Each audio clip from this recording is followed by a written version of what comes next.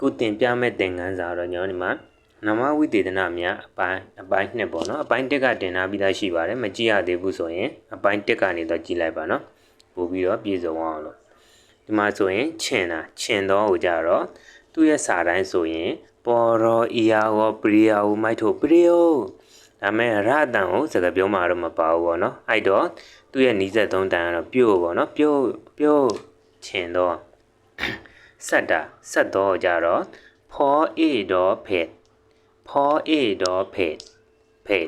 ဆက်တော့ပေါ့နော်ဆက်တာကောင်းတော့ကိုဒေါ်ဤဒီမကောင်းတော့ကြတော့မောအိုင်မိုင်မိုက်ဒေါ်ဤဒီမိတ်ဒီမကောင်းတော့အ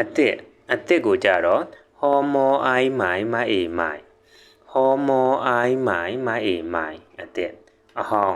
င်းကြတော့ကောအောင်ကောင်းမိုက်ကောင်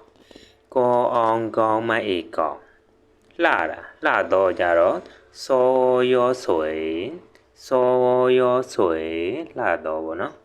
ရုပ်ဆိုးတော့ကြတော့ခီလေသူရဲ့စာတိုင်းဆိုရင်ဟောရောအေရေမအေရေ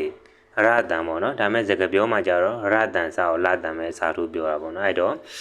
ခေါ်အေခီမိုက်ထိုခီဟောရောအေရေမအေရေ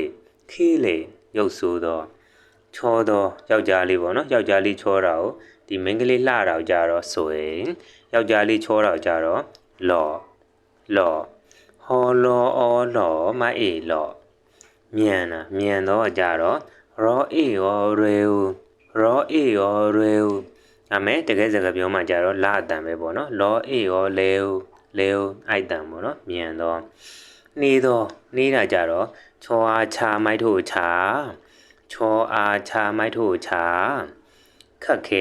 ခက်ခဲတော့ကြတော့ယောအာကောယခက်ခဲတော့ပေါ့နော်